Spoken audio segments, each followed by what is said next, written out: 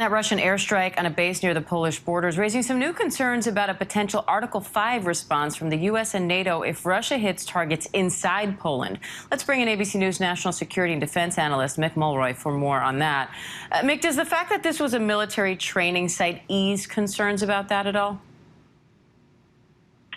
So, yes, from the point of view that it would be a standard military target and looking at it from Russia's point of view, it is likely if there's volunteers there, that's also where they were distributing the equipment that were coming across from Poland to the fighters that are going to take it out around the country to defend themselves against this invasion. That said, we need to look at this as an incursion getting closer and closer, as you mentioned, to NATO territory, and we need to start as for the eventuality that Russia is not going to stop in Ukraine. And that means we need to prepare for war in the hopes that we don't have one, but that we're prepared in the event that Russia makes that decision for us. Now, the Russian Defense Ministry says that they have control over the cities of Kherson and Melitopol in southeastern Ukraine. How significant is that, and how much progress have Russian forces made so far? So I don't think it's that significant to take over small cities. It certainly is to the people that live there. But militarily, when it comes to this overall campaign, they will have to keep forces there to maintain that owning of that territory. And that'll pull them away from what I think is going to be their main effort, which is going to be the seizure and the assault on Kyiv, which is going to take a lot more forces by my estimation than they currently have there. So, yes, they're going to take over certain terrain. That might get taken back by the Ukrainians. But overall, they're going to have to focus a lot more forces on Kyiv if they intend to go after that center of gravity for the Ukrainians, to use a military term. But that is likely their main effort, and they're going to need a lot more forces to do that. Meanwhile, negotiations between Russia and Ukraine are, quote, technically paused. The Ukrainian lead negotiator writes on Twitter that they need additional work in the working subgroups and clarification of individual definitions. What do you think that means?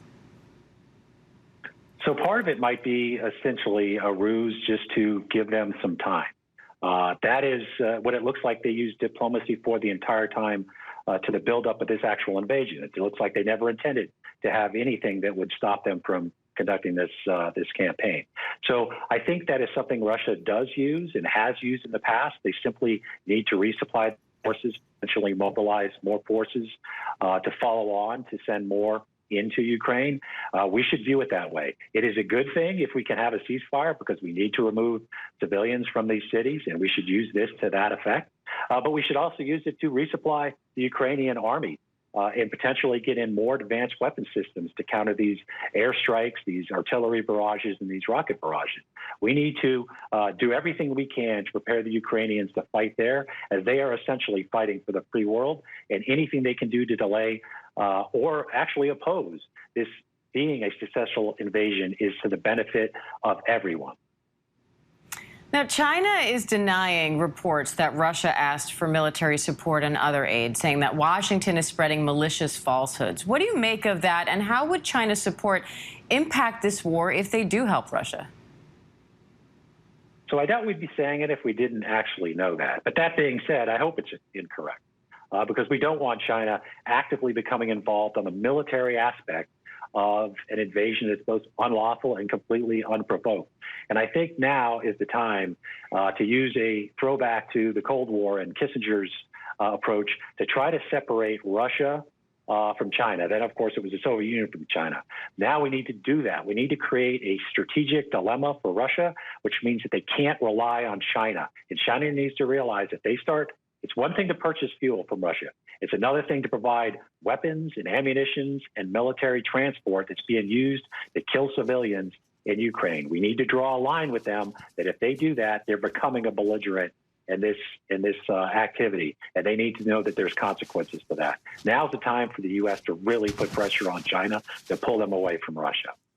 Now, President Zelenskyy is set to address Congress on Wednesday, and he's urged the U.S. and its allies to do more to support Ukraine. So what do you expect to hear from him, and how do you think the U.S. will respond? So, Diane, I think he's going to push for a lot of things he's already pushed for. The no-fly zone is something that he just continuously brings up. I think I and most analysts would say that is not going to happen because essentially you are declaring war against Russia as soon as you declare the no-fly zone. You have to be willing to shoot down Russian aircraft with U.S. aircraft. And that's essentially, from the Ukrainian point of view, I don't blame them for asking. I would rather this be a war between NATO and Russia and not Russia and Ukraine. I think he'll push for that. I think he'll keep pushing for the MiG-29s.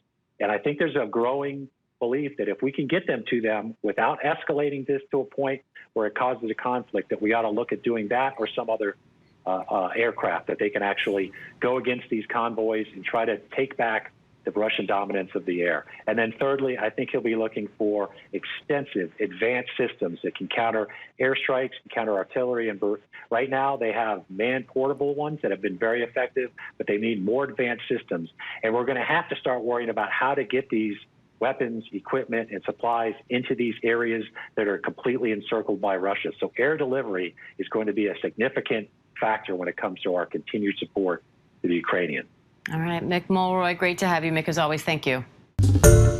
Hi, everyone. George Stephanopoulos here. Thanks for checking out the ABC News YouTube channel. If you'd like to get more videos, show highlights, and watch live event coverage, click on the right over here to subscribe to our channel. And don't forget to download the ABC News app for breaking news alerts. Thanks for watching.